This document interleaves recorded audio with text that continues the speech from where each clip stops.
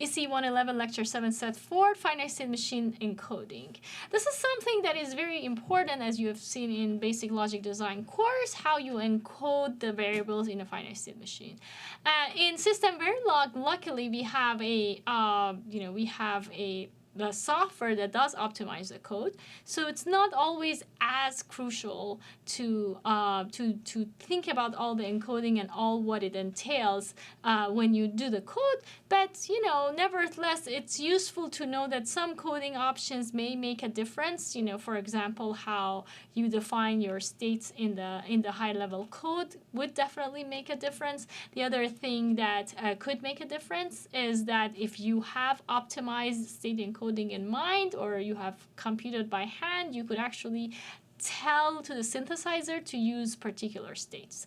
For that reason, let me just do a brief review of the various state encodings that are available and how those impact the finite state machine. We could do binary encoding like what we've seen so far. You use zeros and ones, or 0 1s, or how many registers you have to as a combination. To do that, you could also do one-hot encoding. And one-hot encoding, what it is that it actually is going to generate one state per bit, meaning that we have, like, if you have a long string, there is only one of them that is going to be 1. For example, in 4 states, we have these 4 options. It requires more flip-flops naturally, but the next state and the output logic are simpler. So you could actually define these in System Verilog to do that. The other way that you have probably remember from your logic design course is gray encoding, where you have the least amount of transition among the neighboring states. So if we have, for example, one state and the state that goes to transition next to it is they're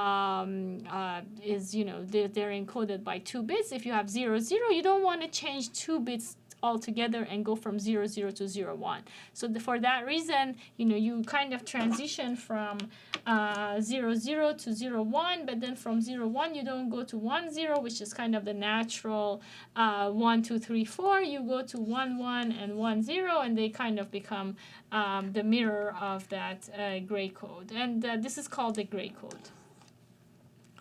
And this gives a minimal power consumption, has minimal risk of glitches and hazards. And that's why, the software already, the System Verilog compiler already has an idea of how to do these optimization to generate the least amount of power consumption and minimize the risk of the errors.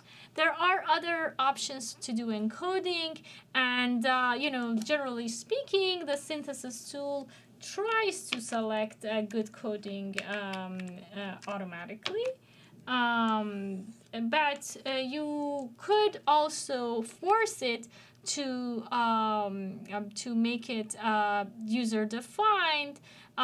You could provide basically a pragma or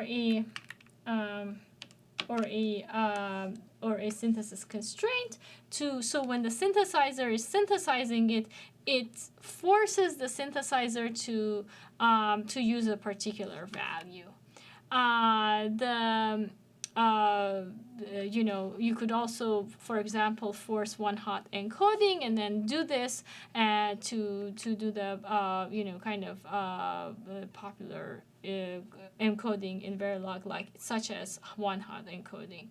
You could also use other ways to write one-hot encoding, and this is an example shown on this slide. If we don't do this, it's going to have the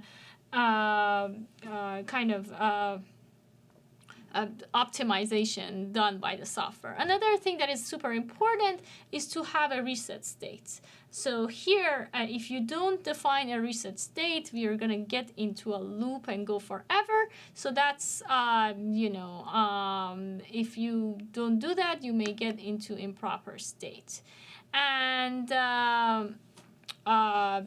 that's why when we talk about a safe finite state machine design, we talk about a finite state machine that has the reset state.